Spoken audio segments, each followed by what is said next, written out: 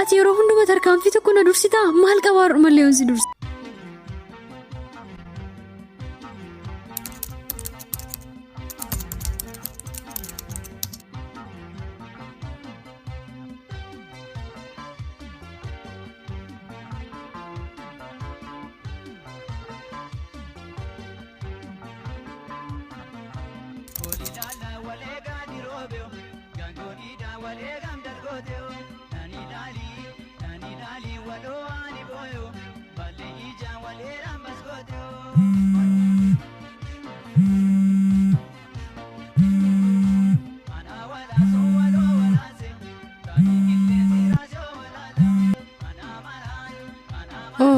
Guyyaa tokko keessatti alkuudhaan yoo loolee bilbilee miti?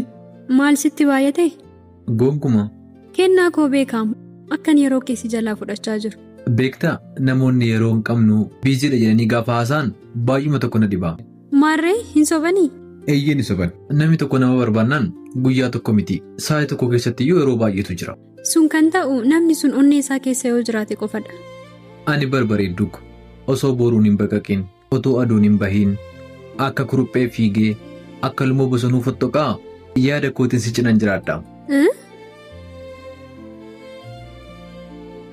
Oo an ofiiko al tokko abbaan koo bilbilaa jira sin deebisa. Tole. Yooyyaa abba.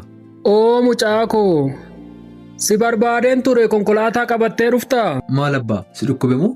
Lakki maal na dhukkubaa baankii nageessita dheetanii. Akkaawuntii baankii daashiniin banadhaafani. Maarree abbaa isa immoo galgala yeroo nufeeyyuu banuu dandeenya. Achi dhaquun sin barbaachisu. Manuma teenyee bilbila keenyaan faayidaan fayyadamuun banuu dandeenya. Dhugaa jettamoo? Tole yoosoo galgaluma bannaa dafii koottu kaa. Tole abbaa nagaan naaf oole. Tole.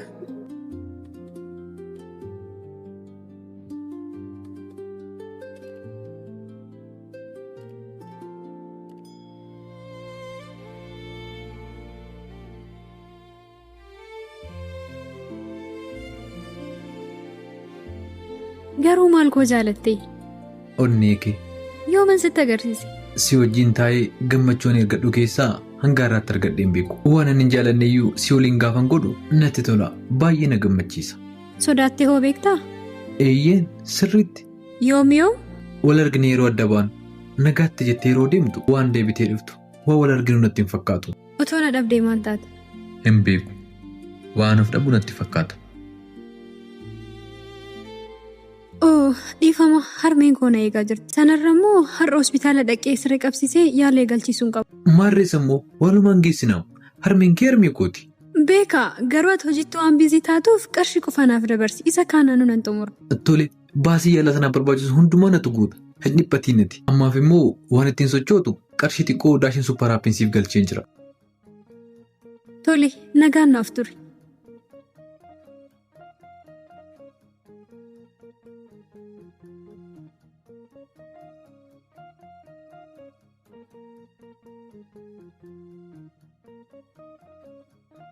Hanga yoomitti dhoksinee ol agarraa naafati? Hanga harmeen koo fayyaa isheetti deebitutti. Hanga anifati qarshii nu barbaachisu sana kennaarraa argannu. Garuu qarshii barbaannu hunda nuuf kenna jettee yaadda? Eeyyee sirriitti malee na amanee jira. Sanarra immoo harmeen akka waan dhukkuba guddaa dhukkubsatteef qarshii miliyoona 4 ol akka barbaachisu itti himeen jira. Hundumaayyuu natu guuta jedhee jira. Dhugaa jettamoo hanga natti si amaneera? Amansiistee? Eeyyeen sirriitti malee ammayyuu qarshii xiqqoo naaf ergee jira. Isaan ati deemitii waan sirreessitu sirreessi sirratti hangalcha. Akkamitti yeroo gabaabaa kana keessatti amansiisuu dandeesse garuu? Tarkaanfii tokko dursee argameen kaa? Akkas taanaan dafikaa mana sanatti hin xumuranna. Tole maal irratti siif ergu daashin supparaappii qabdaa? Eeyyee kamittiin dhabaree kaffaltii ifaa fi bishaanii isaaniin kafala bara. Sana qofaa miti gabaa dijitaalawaa appicha keessa jiruun meeshaalee adda addaa bitachuun kaffaltii raawwachuu dandeessa. Ati bar haadha manaa koo qofa otoo hin taane beektuu fi gorsituu kooti. Tole siif galee? Eeyyeen bareedduu ko akka ittiin si jaaladhu beekta miti garuu meerka keessa.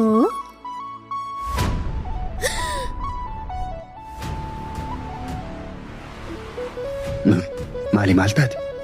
Wayyoo maalan godhaka?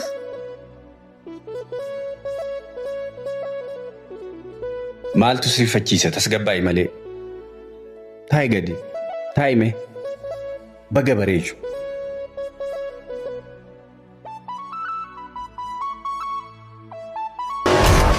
Dhaabi. Ila kunnoo argiti?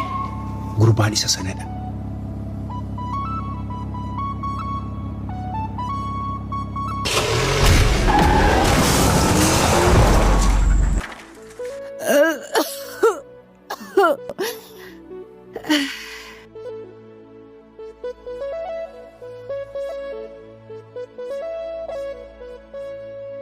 Harmee koo.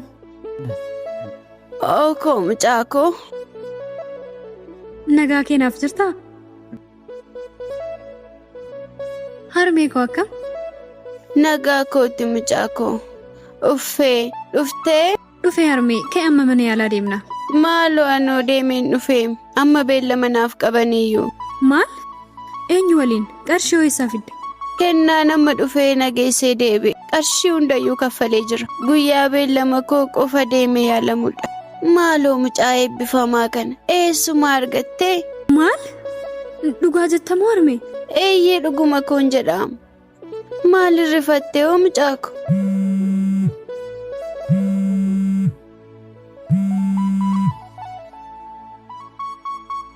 Yooyyaa. Maal? Mucaa koo. Dhala koo maal taate? Mucaa koo maal taate?